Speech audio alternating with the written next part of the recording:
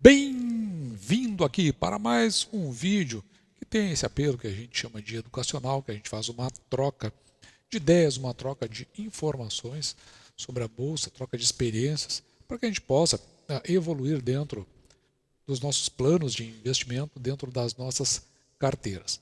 O dia de hoje, dia 17 de abril de 2023, enquanto aguardamos o início da temporada de resultados para o primeiro trimestre de 2023, nós temos um dia morno, uma segunda-feira morna. A bolsa, eu vou mostrar agora como ela está e oportunidades que a gente enxerga que possam estar se oferecendo. E também vamos falar das projeções que o mercado tem feito para o andar do ano e o que a gente pode esperar do ponto de vista de investir o nosso dinheiro. Eu vou exatamente começar aqui pela Bolsa de Valores, só para a gente entender direitinho como que ela está se comportando no dia de hoje. Você pode observar que o Ibovespa ele tem uma leve queda aqui. Quando tem essas leves quedas, é aquele momento que para Brasil, né, que a gente indica assim que ele está meio no molho. 105.784 pontos. Mas tem um aspecto aqui que chama bastante atenção para você que acompanha a carteira do canal, que é com relação ao IRB Brasil RE. Observe que no dia de hoje, o IRB já vem subindo 3,46% a R$ 25,15, sendo que o IRB é uma ação que nós temos na carteira aqui do canal e que, como você sabe, nós colocamos esta ação com um objetivo de oportunidade. E nós chegamos a comprar essa ação a 22, 21, 20 e, se eu não me engano, até 19 reais por ação. Lembrando que ela teve na verdade, ela fez um agrupamento de 30 ações transformadas em um, e com isso, a ação que estava cotada lá perto dos 60, 70 centavos, acabou indo para 28 reais. Então, de lá para cá, desde o agrupamento, dos 28 ela chegou a cair a 19, chegou a cair a 18, se eu não me engano, ou seja, uma queda de 10 reais. E agora ela vem nessa curva, principalmente por resultados, que nós ainda vamos avaliar aqui no canal, dela mesmo, da própria IRB, a possibilidade, o retorno dela a contar no índice do Ibovespa e também, que é isso que nós vamos mostrar em outra oportunidade, como estão aquelas ações que pertencem ao ramo de seguros, sendo que essas ações elas fazem o seguro do seguro, que é o resseguro, e se utilizam de empresas como o IRB. Então a gente nota aí que a ação ela vem num progressivo.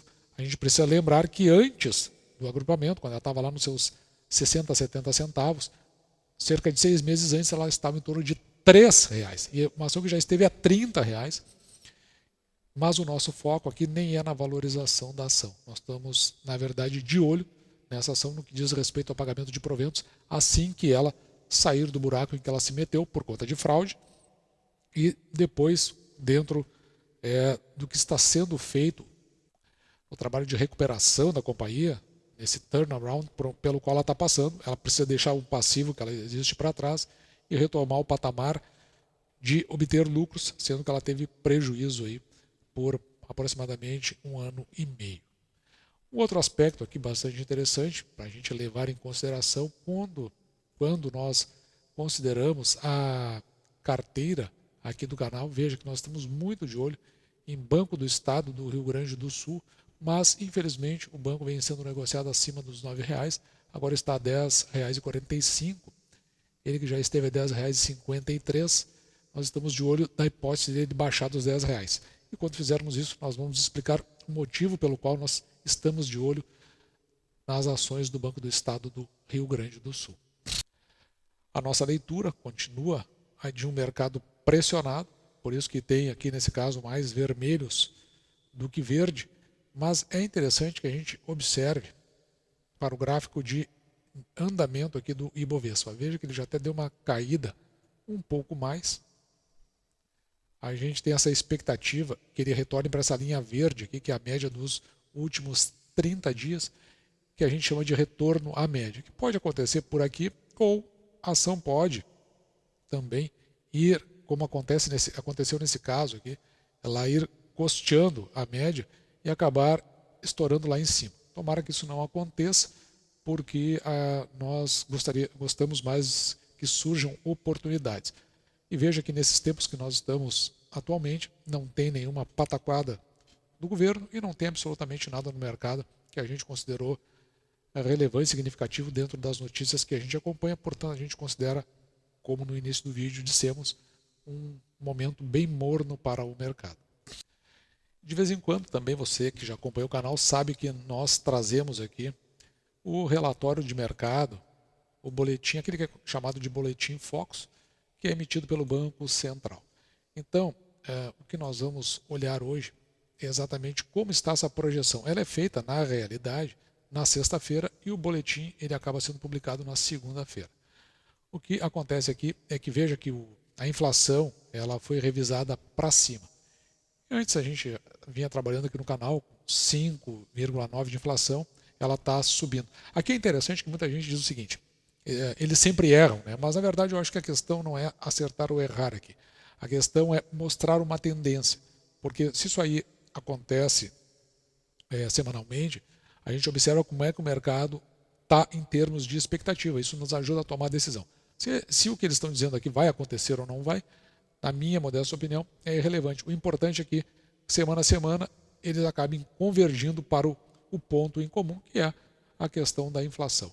Por outro lado, veja que a revisão do PIB ela está para baixo, aqui, para 0,90, o PIB com pelo menos a expectativa de crescimento no ano de 2023, um ano que tem essa turbulência, essa expectativa recessiva e, portanto, tem pelo menos uma margem de crescimento para o nosso PIB. O que eu não gostei aqui nessa revisão? Observe aqui o resultado primário. Veja que o resultado primário está em menos 1,01. O que significa isso? Menos 1,01. Que o resultado primário é aquilo que o governo arrecada menos aquilo que o governo tem em termos de despesas. Quando é negativo, significa que a despesa é maior do que a receita. E aqui nós temos em resultado primário computado esse 1,01, está em percentual, porque ele é um percentual do PIB.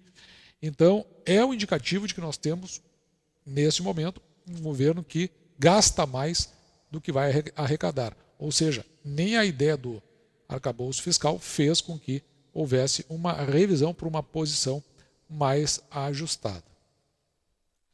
Mas veja que o resultado nominal ele está aqui em menos 7,8.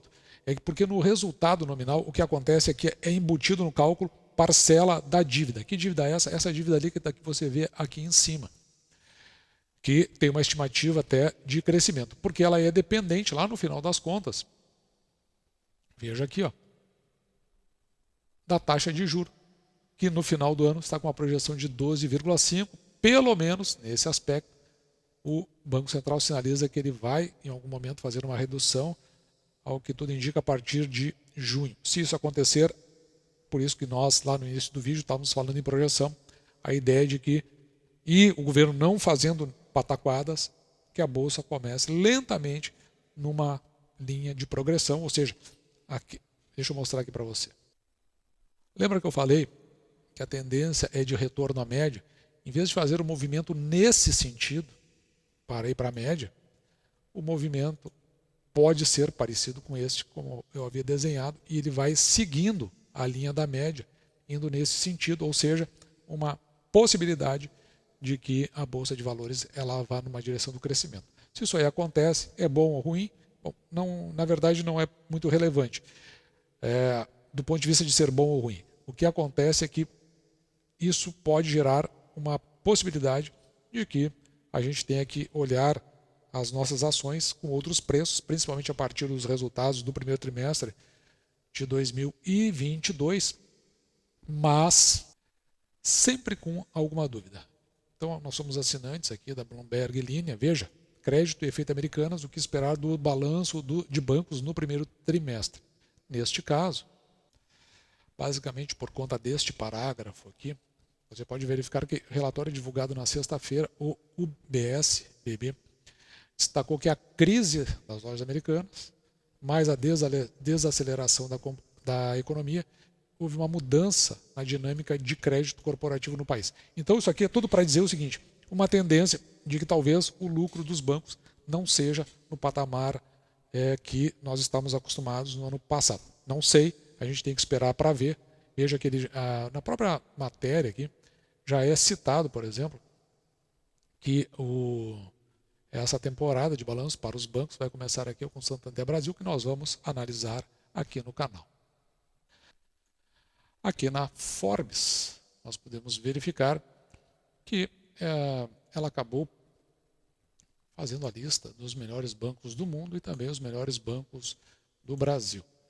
E como finalização aqui desse vídeo, interessante trazer, porque isso é do interesse da carteira do canal, que a lista no Brasil, se você for verificar, ela traz aqui na 6ª posição o Banco do Estado do Rio Grande do Sul, que nós falamos agora há pouco. Então nós vamos juntar isso com mais uma pressão que o banco está sofrendo do meio político do Estado do Rio Grande do Sul, o que nos faz crer que talvez ele, a partir do segundo trimestre, comece a apresentar resultados que podem ser interessantes.